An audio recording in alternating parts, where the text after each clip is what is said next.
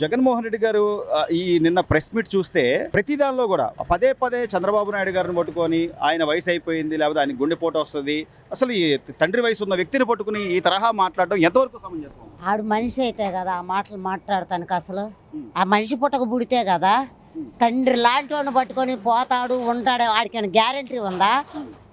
ఇవాళ కనపడితే రేపు కనపడం మనం. దేవుడు ఏ రోజు పిలిపిస్తాడో మనకు తెలీదు. జగన్మోహన్ రెడ్డి గ్యారెంటీ ఉందా భూమి మీద ఉంటాను అని కలకాలం కాకిలాగా? తండ్రి లాంటి వాడిని పట్టుకొని పోతాడు ఉంటాడంటే నువ్వేమైనా పోకుండా ఉంటావేంటి?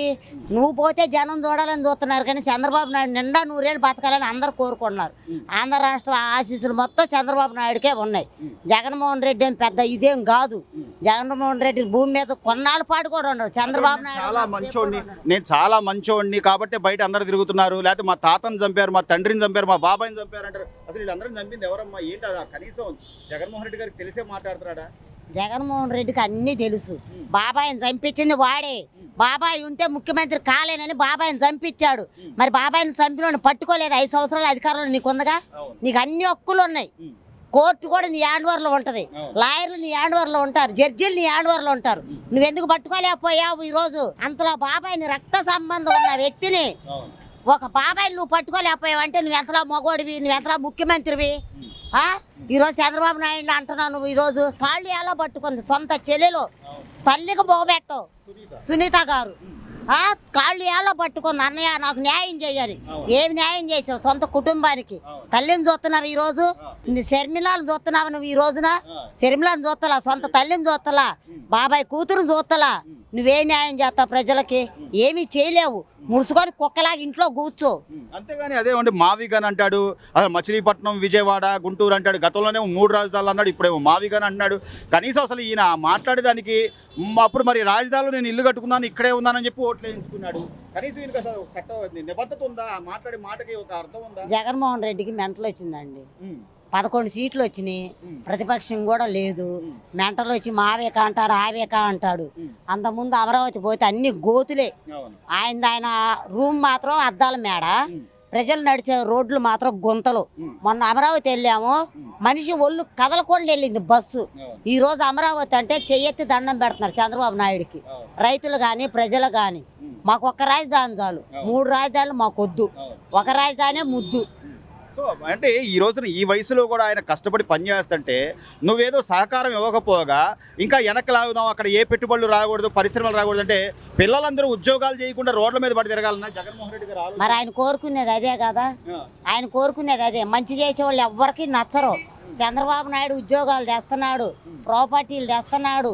విద్యాశాఖ మంత్రి లోకేష్ బాబు చదువు పెట్టించి 100కి 100% పిల్లలు బాగుపడేలాగా చేశాడు, పాస్ అయ్యేలాగా చేశాడు. ఈ సంవత్సరం పిల్లలు మొత్తం పాస్ అయ్యారు. కాలేజీ కానీ స్కూల్ కానీ inter first year, second year, డిగ్రీలు అందరూ చక్కగా పాస్ అయ్యారు, చక్కగా చదువుకుంటున్నారు పిల్లలు.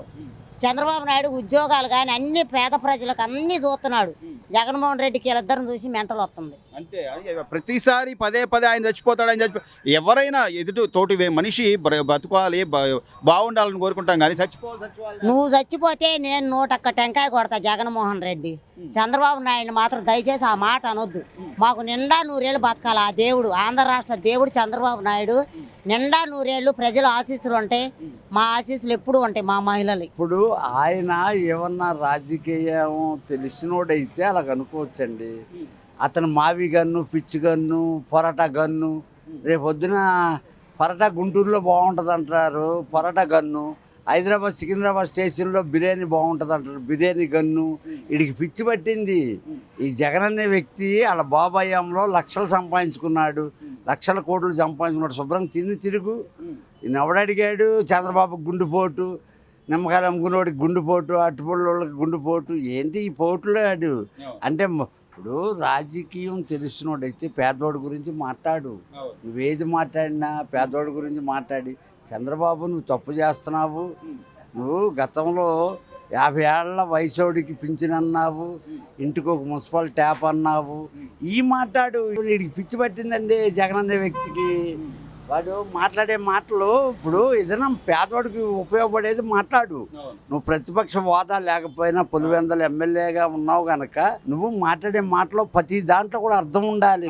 వాళ్ళ తాత తండ్రి దానిలో లేదా బాబాయ్ హత్యలో మొత్తం అంతా చంద్రబాబు గారే ఉన్నారని చెప్పి మాట్లాడుతున్నారు. అతనికి నచ్చని విషయం ఏంటంటే చంద్రబాబు అనే వ్యక్తికి రాజకీయం ఎంతకాడికి ఎదగాలి, మనం కూడా ఈ రాష్ట్రానికి ముఖ్యమంత్రి చేస్తున్నాము, ఇండియాకి ప్రధాని చేస్తే ఎలాగ ఉంటుందనే ఆలోచనలు తప్ప అతనికి చంద్రబాబుకి ఈ ఆలోచనలు ఉండవు.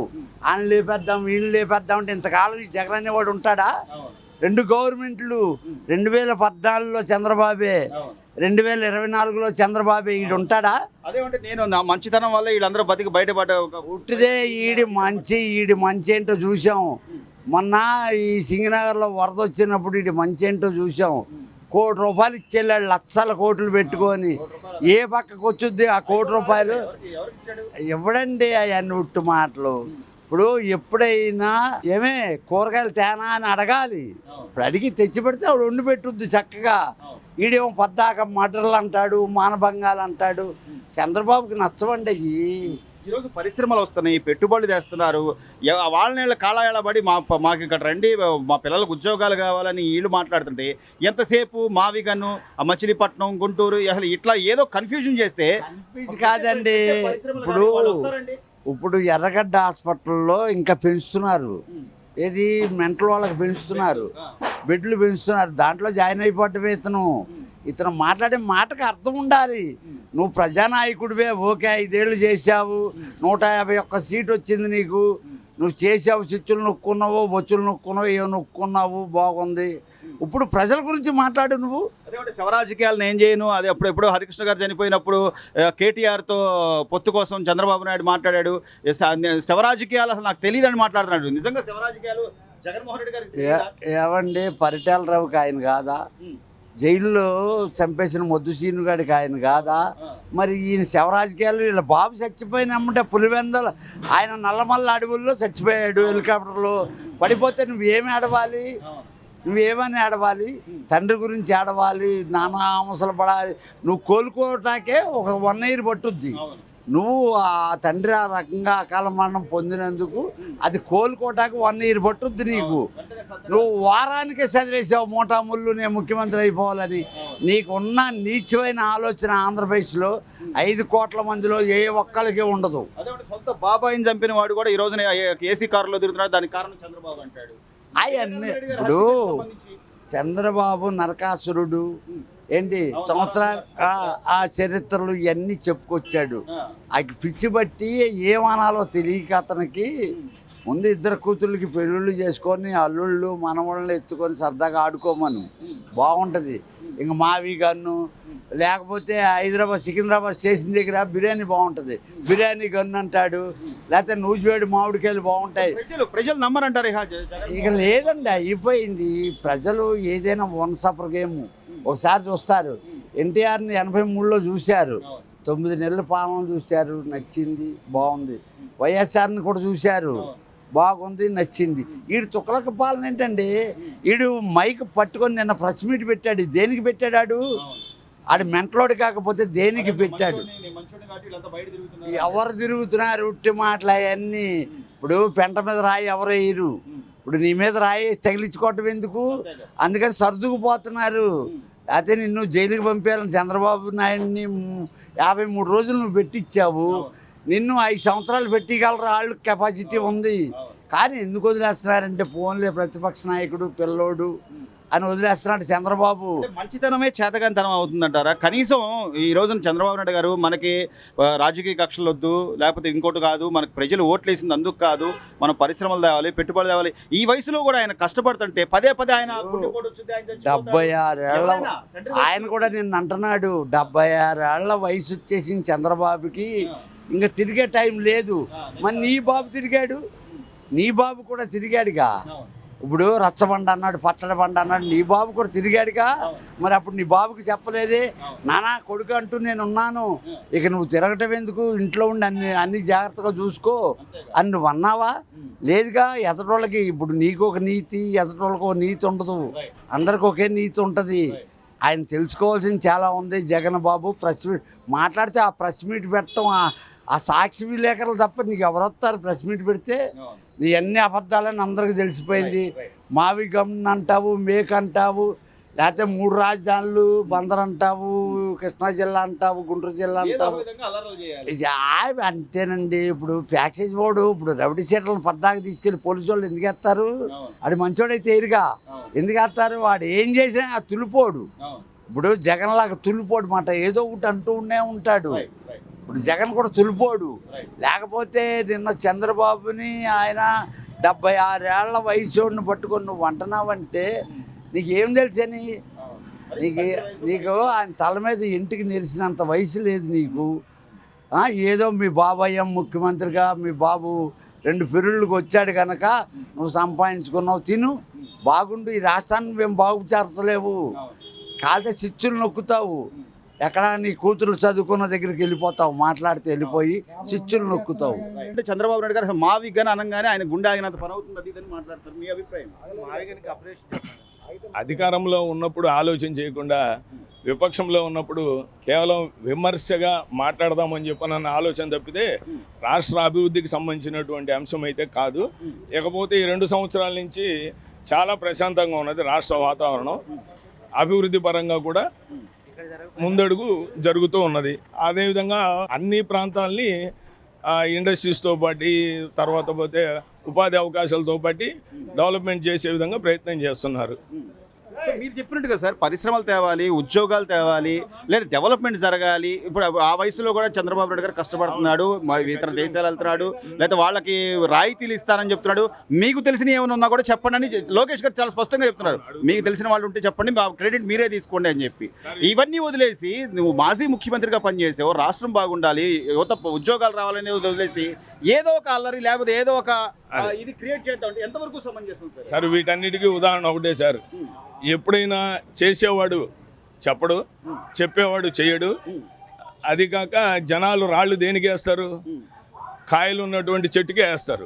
దానికి ఇంకా మించి అంతకు మించి సమాధానం నాకైతే ఏమీ రావట్లేదు చెప్పడానికి. ఇప్పుడు రాజారెడ్డి గారు వాళ్ళ తాతగారు చనిపోయింది, లేదా వాళ్ళ తండ్రి గారు చనిపోయింది, వాళ్ళ బాబాయ్ గారు చనిపోయింది, దాని వెనక కూడా చంద్రబాబు నాయుడు గారు హస్తమే ఉందని చెప్పి నిన్న తాజాగా జగన్మోహన్ రెడ్డి గారు ఏదో మాట్లాడుతున్నారు. దాని విషయం వచ్చేసేసరికి పొద్దుపోకుండా చెప్పేటువంటి సమాధానాలు తప్ప అది సరైనటువంటి విషయం అయితే కాదు.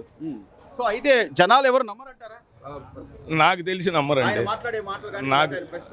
నాకు తెలిసి నమ్మరు, నేను నమ్మను.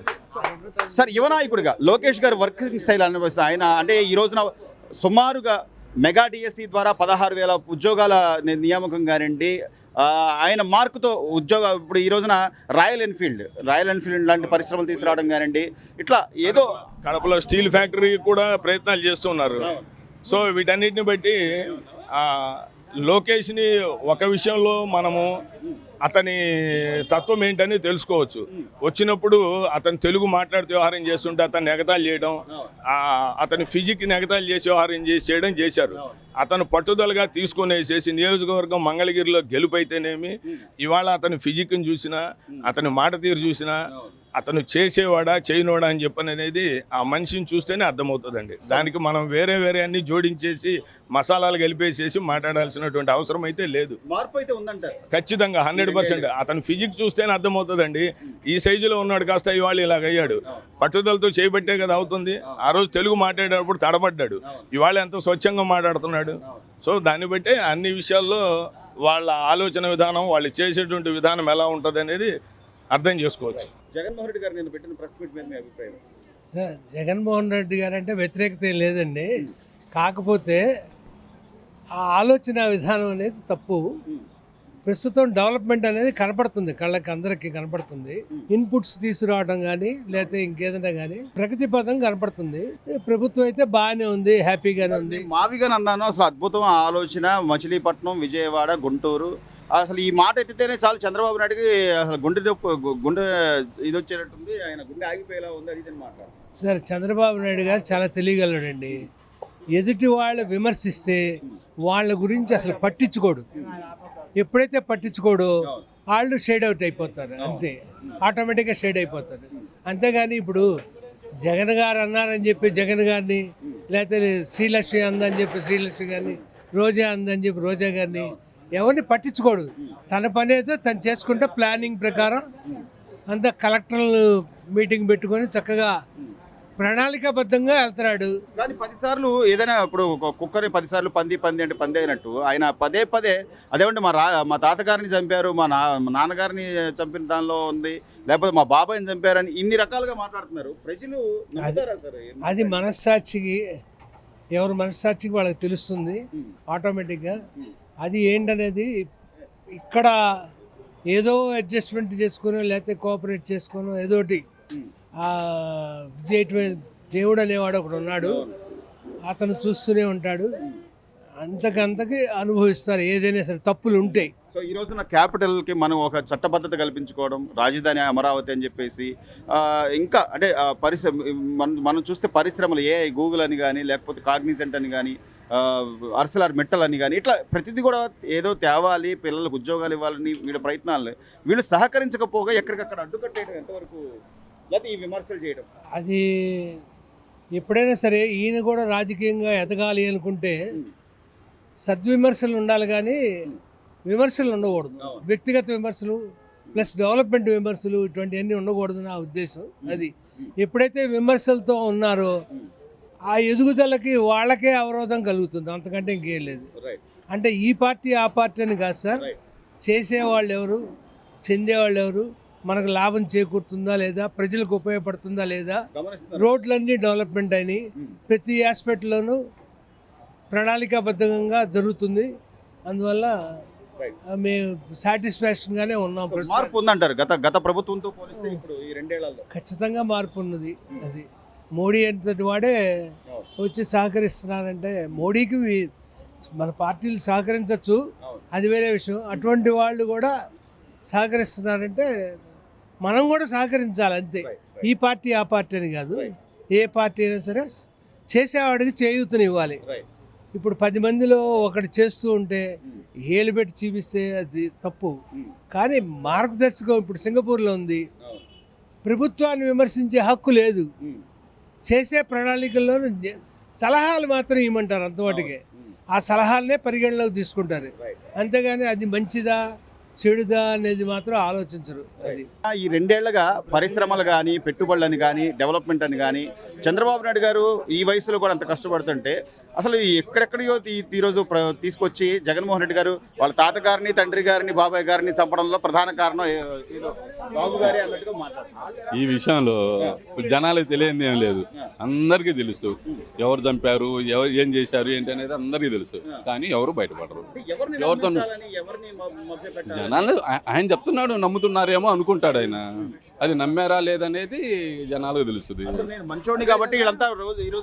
అదే కదండి, ఇప్పుడు 155 సీట్ల దగ్గర నుంచి 11 సీట్లు పడిపోవడానికి కారణం ఏంటి?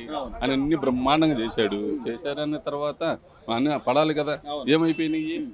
తగ్గడానికి కారణం ఏంటి?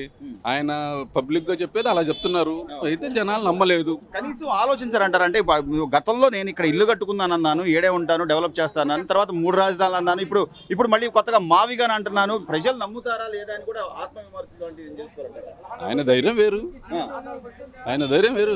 నేను చెప్తే ఏదైనా వింటారులే అనుకునే ధోరణిలోనే వెళ్తున్నారు. ఆయన ఇప్పటికైనా మారాలి కొంతన్నా. అరే జనాలు ఏం వింటున్నారు, ఏం చేస్తున్నారు అని చెప్పేసి ఇంత పకడ్బందీగా ప్లాన్ చేసుకొని రాజధాని కన్స్ట్రక్షన్ జరుగుతూ వెళ్తుంది. ఇప్పుడు కూడా నేను మావిగాని అంటే అలాగా, ఇప్పుడు 5 సంవత్సరాలు ఆయన పరిపాలించారు, 5 సంవత్సరాలు ఏమన్నా చేశారా? పోనీ ఆయన 3 రాజధానులు అన్న 3 రాజధానుల తాలూకు ఏమన్నా పునాదన్న వేశారా? అది వేయలేదు. ఇవాళ మళ్ళీ అది ఏదో డెవలప్ చేస్తుంటే అది కాదు, నేను మళ్ళీ మావిగాని పెడుతున్నాను అంటే అది కరెక్ట్ కాదుగా. ఆయనకున్న అవకాశాన్ని వినియోగించుకోలేకపోయాడుగా.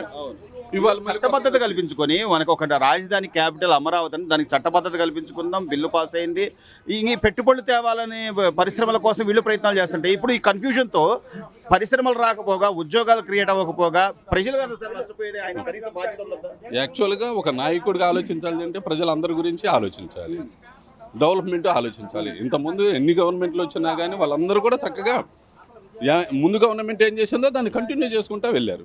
అప్పుడు ఆటోమేటిక్గా ఆంధ్ర ఇంతకుముందు తెలంగాణ మనంతా కలిసి ఉన్నప్పుడు ఆంధ్ర బ్రహ్మాండంగా ఎదిగిందిగా, అదే లెవెల్లో ఎదగొచ్చు. మళ్ళీ ఆయన విధానము ఆయనది. నిన్న మాట్లాడుతూ శవ రాజకీయాలు చంద్రబాబే చేస్తాడు, ఆ రోజున హరికృష్ణ గారు చనిపోతే ఏదో కేటీఆర్ తో లాలూచి గురించి లేకపోతే అక్కడ పొత్తు గురించి మాట్లాడారు. నిజంగా అసలు శవ రాజకీయాలు ఎవరు చేస్తారు? అందరూ ప్రజలు గమనిస్తానే ఉన్నారు. ఆ ప్రకారమే వెళ్తా ఉంటుంటారు. ఇందులో ఎవరు ఎన్ని చెప్పినా ఏం చేసినా ఏదో ప్రెస్ మీట్ పెట్టి చెప్పేస్తే జనాలు నమ్మరంటారు. ఎక్కడ నమ్ముతారండి? నమ్ముతారు. అది వాస్తవాలు అంటే నమ్ముతారు, వాస్తవాలు కానీ అయితే నమ్మరు. ఎలా ఉంది సార్ ఈ 2 ఏళ్ల నుంచి పరిపాలన ఎలా ఉంది? పరిపాలన అయితే ఇంత ముందు మీద బెటర్గానే ఉంది, బాగానే ఉంది, బ్రహ్మాండంగా ఉంది. ఆయన అయితే బాగా కష్టపడుతున్నాడు కదా, ఇంత వయసులో కూడా ఆయన బ్రహ్మాండం కష్టపడుతున్నాడు. సూపర్ ఆయన అయితే మాత్రం. అదే ఈయన యువకుడు, వయసులో ఉన్నాడు, మంచి తెలియకల్లోడు, అన్ని కంపెనీలు మెయింటైన్ చేసి ఆయన ఇంకా బ్రహ్మాండం చేస్తాడేమో అనుకున్నాం, కానీ చేయలేదు. ఆయన ఒక తీరి పెట్టుకున్నాడు, ఆ ప్రకారం వెళ్ళాడే తప్ప డెవలప్ చేద్దాం, ఆంధ్రాను డెవలప్ చేద్దాం అనే కాన్సెప్ట్లో రాలే అసలు.